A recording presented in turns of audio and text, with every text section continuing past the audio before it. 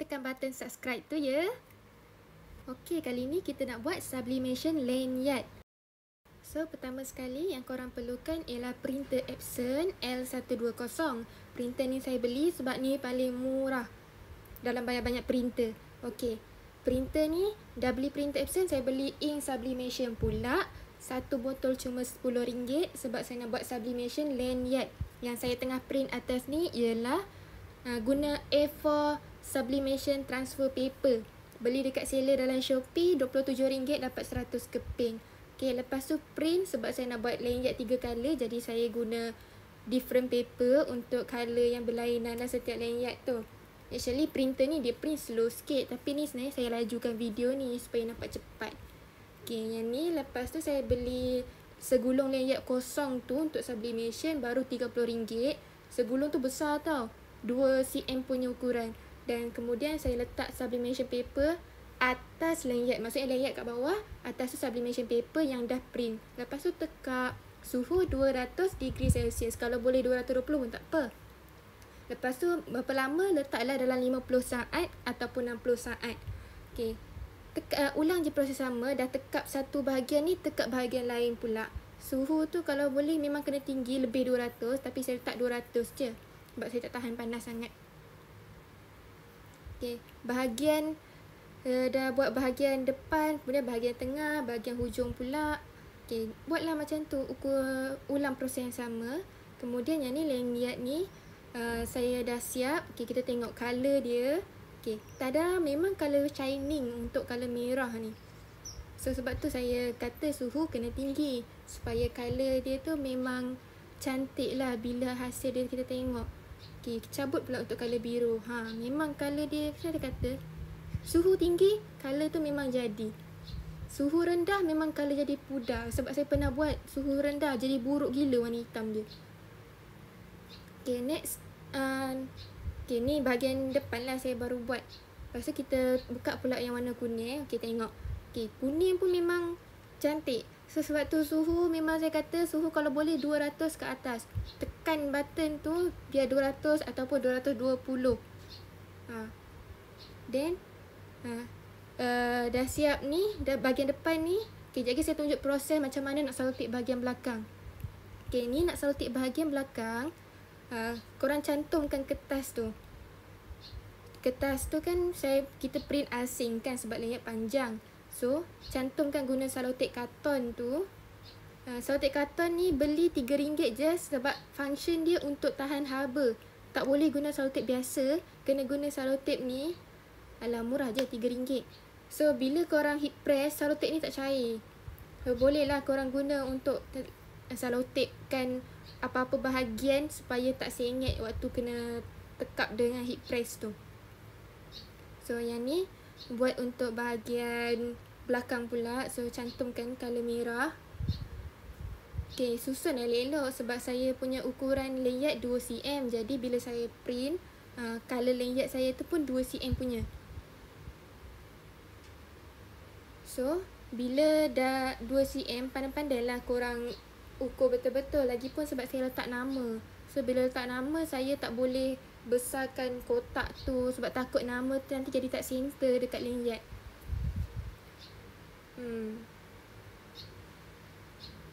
So buatlah slow-slow yang ni. Actually video ni saya nampak slow sebab saya buat seorang lah. Tapi boleh je kalau korang ada adik, kakak, minta dia tolong selotip. So bagilah upah nanti. Satu lanyard bagi RM2. Upah lah, upah tolong. So untuk yang lain korang ambil lah. Lanyard ni saya jual custom ni, saya jual dalam RM10 ke 12. So memang saya boleh kata memang boleh bawa balik untung dalam masa 2 minggu saja kalau korang fokus jual lanyard.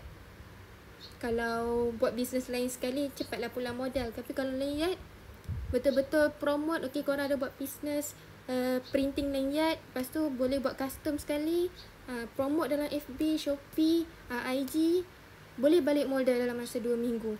Sekali modal Malaysia Heat Press pun boleh buat balik. Okay, macam lanyard ni segulung saya beli 30. Okay, selotip tu RM3. Lepas tu Malaysia Heat Press tu 800 ke 900. Printer Epson 300. Okay, lepas tu ink sublimation tu 4 botol dapat RM30. Ada seller jual bundle lah. Kalau beli banyak kan botol untuk ink tu. Tu pun tak habis pakai lagi sampai sekarang ink tu. Kan dah banyak, dah setahun dah. Boleh pakai lagi yang dah 2 tahun dah. So yang ni, untuk colour kuning pula sama. Tengok saya selotip hujung tu. Biar betul-betul kena. So nanti bila korang nak susun dalam heat press tu, tak adalah dia tu sengit hujung. Nanti bila buka nampak alah tak kena colour pula. Kan dah rasa macam nak kena buat baru ke? Tak lah. So ini selotip. Sama juga. Proses selotip ni lah yang makan masa sebenarnya. Tekap dengan nak pasang buckle tu sekejap. Selotip ni yang leceh. Sebab tu minta tolong adik buat sekali. Kalau ada adik-beradik tolonglah minta tolong. So buat ni memang kena sabar. Lepas tu sebab bisnes pun bisnes start up untuk buat lanyard kan. So kena sabar. Okay, lepas tu dah sabarlah buat benda ni. Macam colour kuning dah siap. Tadi merah biru pun dah siap. Ni tinggal kuning je. So buat je slow-slow. Selalu tape dia. Sebab untuk start up ni, try lah jual satu-satu dalam Shopee. Buat custom punya. So kalau lanyard ni korang jual yang custom macam ni, saya letak custom nama orang lah. Ada je yang nak custom. Saya jual 10 ke 12 ringgit. Bergantung pada kesusahan ataupun banyak mana colour guna macam tu. So kalau satu 10 ringgit, try lah jual 10 keping. Letak dalam Facebook apa semua. Kan dah pulang modal 100 lah macam tu. Dah pulang modal lah untuk segulung lanyard tu. Sebab segulung lanyard tu berapa kaki kita? 2 kaki kot. Boleh buat dalam 100 lanyard lah. Saya beli segulung tu baru RM30 waktu tu. Okay, lepas tu heat press kan yang bahagian belakang pula. Suhu sama 200. Kalau nak lama buatlah 50 saat. Lepas tu tengoklah hasil dia macam ni dah siap. Depan belakang ada colour macam tu. So depan belakang padan lah letak harga RM10 macam tu. So tengok colour dia memang pekat, memang cantik. Guna ink sublimation semua. Okay, next sekarang kita nak kena ketipkan lanyard. Lanyard yang dah siap ni, okay, dah colour biru, merah, kuning tu. Kita kena kepitkan dia, hujung dia tu. So sebelum nak kepit tu, hujung tu korang bakar Okay, yang ni saya guna hand press machine dengan Mod River 8mm. Hand press machine ni saya beli RM90 je dalam Shopee. Beli pada overseas lah, RM90. Okay, lepas tu mod dia tu RM2 kot. Lepas tu beli buckle ni satu 20 sen. Sebab buckle kan saya nak bagi yang terbaik lah untuk lanyard tu. Yang ni J-hook. Tak adalah saya beli yang murah lepas tu tercabut. Tak lah. So J-hook tu 30 sen. So macam tu 30 sen, buckle 20 sen dah 50 sen. So untuk lanyard korang tu berbaloi lah, boleh pulang modal lah. Dia cuma kena rajin. Okay, macam ni. Tengok. Buckle tu letak kat hujung macam tu. And then kepitkan lapik dia macam tu lah. Ataupun terpulang kalau korang nak letak lapik dia atas bawah ke macam mana ke. Ikut kreativiti. Lepas tu yang tu saya dah siap bakar atas hujung lanyard tu. Macam cairkan dia hujung tu supaya tak berbulu. Okay. Yang ni nanti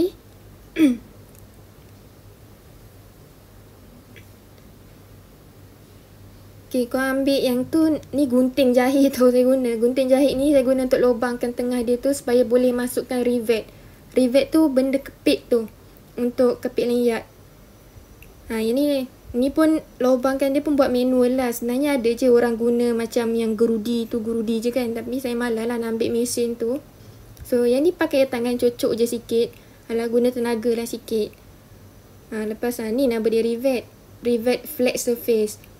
Supaya boleh bila dia orang katupkan tu dia jadi lepeh terus, jadi penyek dekat lanyard tu. So macam ni lah. Cocok dia dalam tu. So korang buat lubang tu, cocok tu kuat-kuat lah sikit. Boleh lah dia tembus dalam lanyard tu. Kalau tak, besarkan sikit lah sebelah dia tu macam tu. Dia just memang kena ikut kreativiti korang lah. Yang ni saya buat kerja ni pun dalam ruang kerja saya sendiri, dalam bilik saya. So ruang tu agak terhad. So pandai-pandailah korang susun barang nak buat kerja semua. Macam tu. Okay, yang ni saya dah masuk depan belakang dia punya rivet. Letak je dekat mold tu, susun elok-elok, betul-betul dalam mold dia dan tekap macam tu. Tekap dia sekejap je, tak sampai 1 saat pun. Dan dia memang berat benda tu. So bila tekap, dia memang terus akan penyekkan rivet tu. So dah lah, rivet tu dah tercantum macam beli kat kedai yang mahal punya tu. Okay, dah siap yang dekat buckle tu. Kita pasang J-hook pula dekat hujung lanyard. Yang ni saya potong dalam 4cm panjang lah untuk hujung dia tu. Nanti buckle tu boleh cabut untuk letak kunci ke. Kan senang. Okay, macam ni letak J-hook kat hujung. Atas tu pula letak penyambung buckle tu. So, lepas tu nanti lubangkan dia kat tengah-tengah. Dan letak rivet tu pun kat tengah nanti. Macam ni.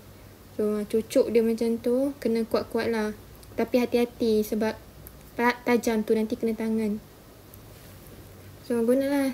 Letaklah rivet tu depan belakang. Katupkan dia tu. So, yang ni buat perempuan boleh buat ni.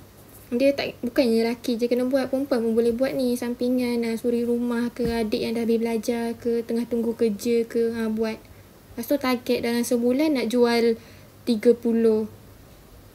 Dapatlah untung. Okay, so dah masukkan dia macam ni, betul-betul lah. Okay, lepas tu katupkan. Lepas tu nanti letaklah dekat mold tu. Macam ni.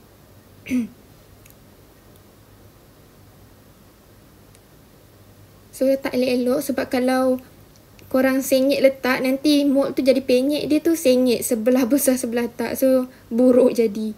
Okay, so okay, dah siap macam ni. Dah siap satu lanyard. Dah boleh jual. Okay, sambut yang warna kuning pula. Sama je proses dia, ulang proses yang sama. Okay. So kalau dah biasa buat, nanti cantiklah sikit lubangkan dia tu. Betul-betul kat tengah. Jangan sengit. Ini kalau dah biasa buat, sekali cucuk je terus dah berlubang tu.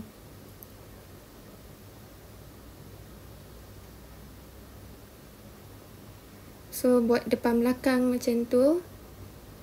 So masukkan rivet. Rivet ni pun saya beli kat Shopee. Kedai yang sama. Ada seller yang memang jual hand press machine sekali dengan mold rivet tu. So rivet, sebabkan saya beli mold tu 8mm. Jadi rivet pun cari flat surface 8mm. Dia tak boleh mold saiz 12mm, korang punya rivet 8mm. Tak boleh. Saiz kena sama supaya bila masukkan tu, mold dia tu betul-betul, dia punya rivet tu betul-betul terletak dalam bahagian mold dia tu. So tak adalah sengit dan tak terkatup kalau korang tekan hand press machine tu. So kalau untuk lanyard, biasanya kita ambil memang 8 ataupun 6 lah. Tapi mostly seller akan jual 8mm punya sebab dia punya saiz tengah-tengah tu. Okay, lepas tu katup macam tu. Dah siap untuk bahagian atas. So sambung pula bahagian bawah.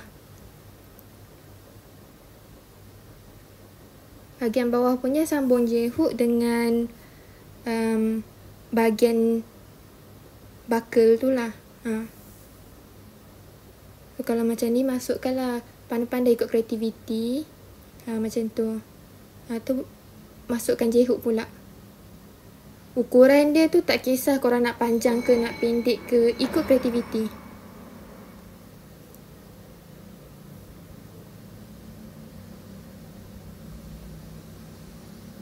Bila nak lubangkan tu pun tengah-tengah sebab saya memang suka benda tu center rasanya. So tak adalah nampak macam sengit ke, buruk ke. Taklah.